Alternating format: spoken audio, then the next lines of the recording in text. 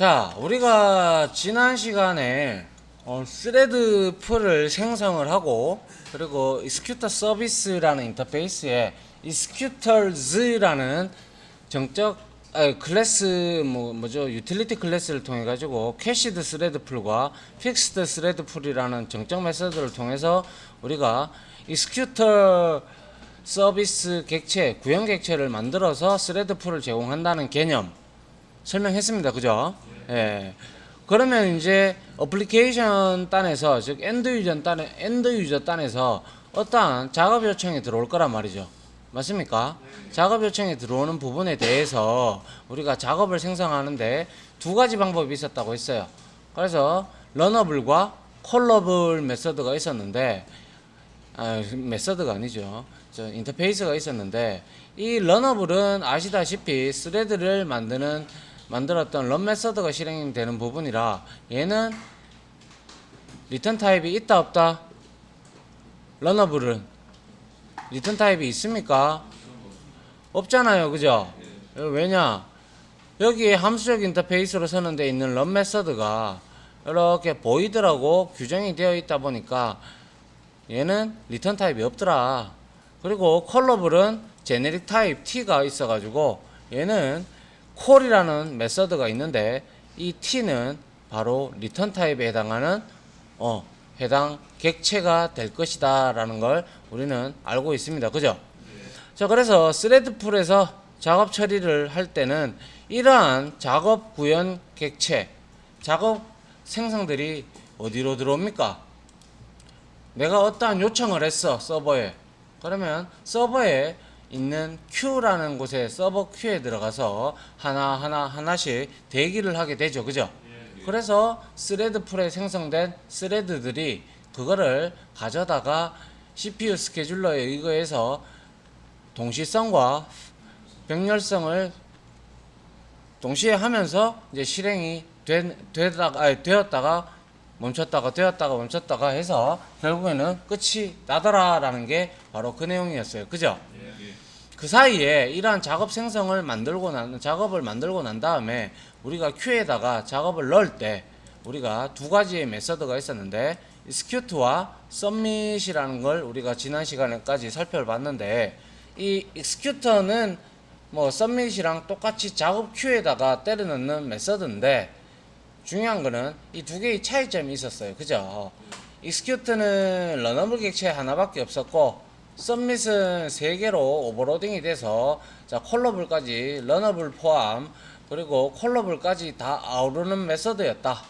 그리고 또한 가장 큰 차이점은 같은 그러한 작업 객체를 넣더라도 이 execute 같은 경우는 예외가 터져버리면 즉시 스레드를 제거를 해버리고 또 다른 스레드를 생성을 해버린다. 그죠? 그래서 상당히 좀 안 좋다. 같은 두 가지 종류의 메서드라면 submit을 사용하자라고 했던 게 선생님이 말씀을 여러분들한테 드렸던 거고, 그리고 submit은 execute에 비해서 뭐라고 했습니까? 스레드를 재사용을 하기 때문에 뭡니까? 그 서버에서 자원을 그만큼 효율적으로 다룰 수가 있겠죠. 그죠? 그렇기 때문에 execute보다는 submit을 권장드립니다. 자, 그리고 제가 지연 완료 객체라고 해서 future라는 얘기를 말씀을 드렸는데 요거는 뒷부분에 디테일하게 나오니까 한번 더 보도록 하죠. 자, 지난 시간에 요까지 했어요. 그죠? 그래서 런 메서드를 우리가 만들어서 submit을 넣어보고 execute를 넣어봐서 그 결과값을 알아내 봤다 까지가 우리가 지난주까지 한 거예요. 맞습니까? 예.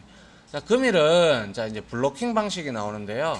제가 블로킹 방식에 대해서는 한번 설명을 드린 바 있습니다.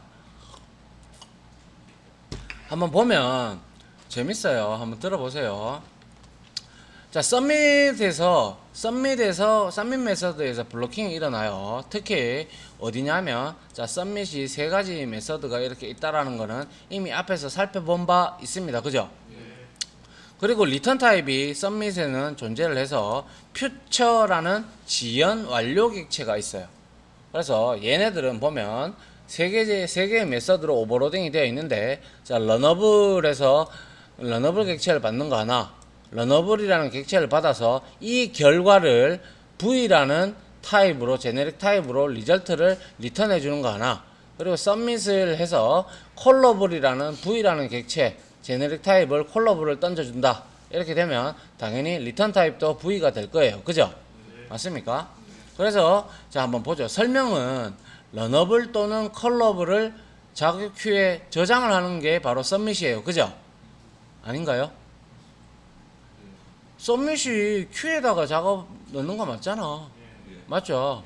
그래서 작업 큐에 저장을 했는데 리턴 값을 돌려주는 놈도 있고 돌려주지 않는 놈도 있어요. 맞습니까? 예. 그래서 여기에 뭡니까? 요 놈은 쟁유의 요 놈은 리턴 타입이 없어요. 맞죠? 이 없는데 제가 한번 말씀을 드린 적이 있어요. 아이고 이게 자, 보이드라고 이렇게 되어 있지만 이 보이드라는 클래스가 또 존재합니다. 알겠습니까? 그래서 이거를 돌려줄 수도 있다라는 거고요. 뭐 여튼 그리고 두 번째 서밋은 V라는 이 객체에다가 담아서 자 V로 리턴을 해준단 말이죠. 그리고 콜러블은 당연히 제네릭 타입의 리턴 타입이 T로 존재한다는 걸 우리가 확인을 해봤어요. 그래서 이렇게 리턴 타입을 돌려주는데 여기서 제가 여기에서 좀 디테일하게 적어놨는데 블로킹이 일어나거든요. 어떤 부분에서 블로킹이 일어나느냐 한번 보세요. 자, 퓨처는요 작업 결과가 아닙니다. 지연 완료 객체라고 분명히 말씀을 드렸어요. 그래서 서밋을 호출을 하게 되면 그 즉시 퓨처 객체는 바로 리턴이 돼요. 바로 리턴이 돼요.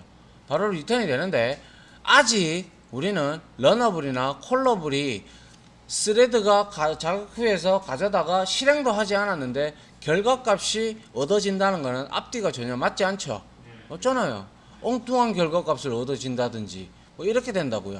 그런데 지연 완료 객체다라고 하는 의미가 바로 그 콜러블이나 러너블이 뭐예요?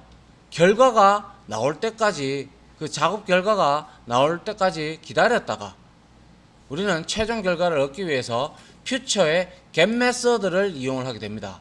그래서 우리가 코드를 칠 때 이제 submit 하고 나서 퓨처로 이렇게 받아요. 자, 예를 들어서 이렇게 있다면 퓨처 이런 식으로 우리가 제네릭 타입 뭐 아무거나 들어갔다. 그리고 나서 퓨처 이런 식으로 우리가 해놓고 여기에다가 submit이죠. 자, 여기에서 이제 뭐 러너블 객체나 콜러블 객체를 넣었어. 이렇게 해서 하고 난 다음에 여기서 바로 퓨처 맞나요? 맞네요. 퓨처.get을 합니다. get이 get터로서 얻어내는 건데, 자, 실질적인 얘는 submit을 해버리게 되면 이거 미시죠. submit을 하게 되면 바로 지연 완료 객체가 날라와요. 어떠한 방법이든지 간에. 그런데 그 다음에 future get it이라는 메서드를 우리가 호출을 하게 되면 실질적으로 get이라는 메서드가 이 get 메서드가 블로킹을 발생을 시켜요. 여기서 말하는 블로킹은 스레드의 작업이 끝날 때까지 기다려주는 걸 우리는 블로킹으로 막아요. 그래서 처음에 이렇게 블로킹을 막아줬어요. 그걸 막아줘가지고 이제 스레드가 끝이 나면 get 메서드로 얻어가지고 해당하는 제네릭 타입으로 우리가 리턴 타입을 받겠죠. 맞습니까?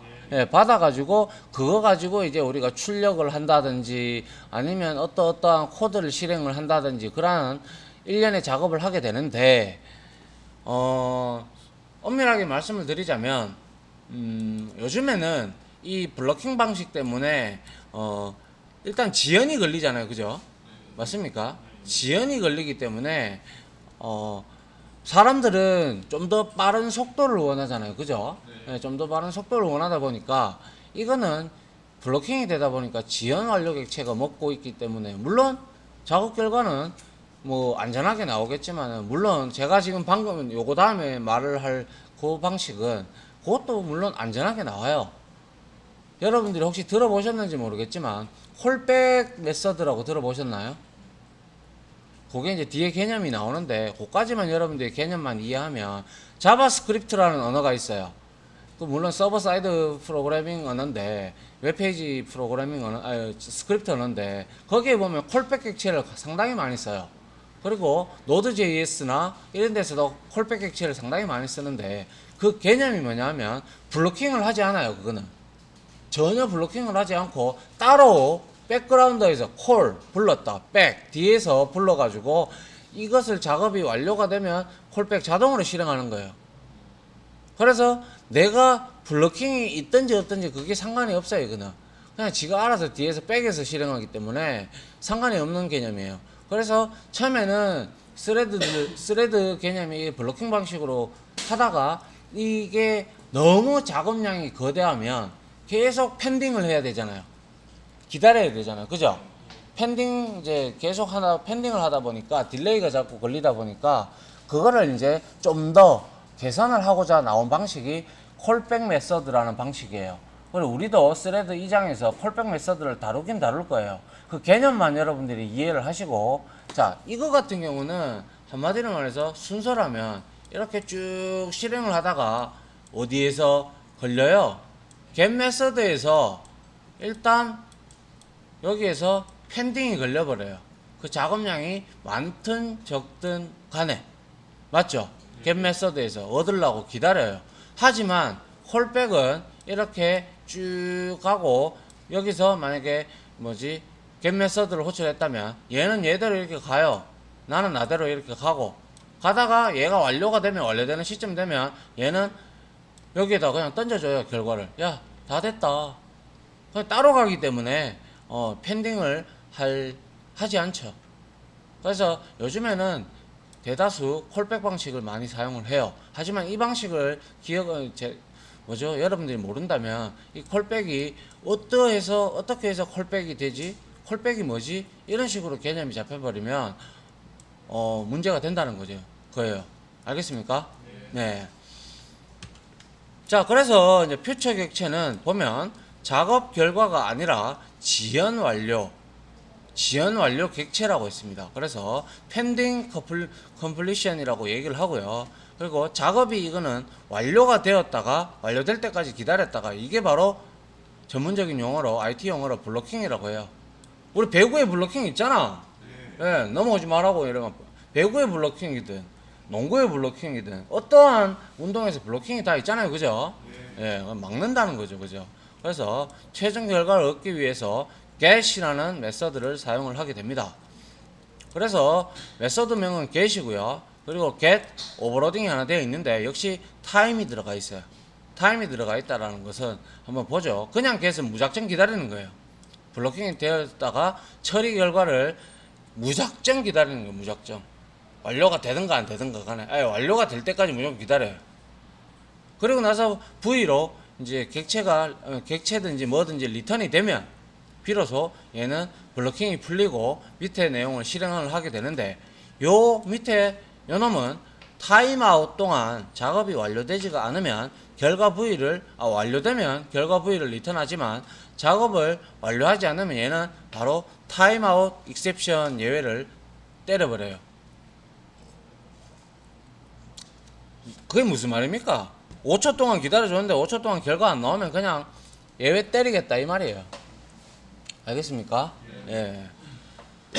그래서 여기 한번 보시면 자 썸밋 해가지고 런어블 객체를 넣었을 때는 자 작업 처리 완료 리턴 타입은 런어블은 뭐예요?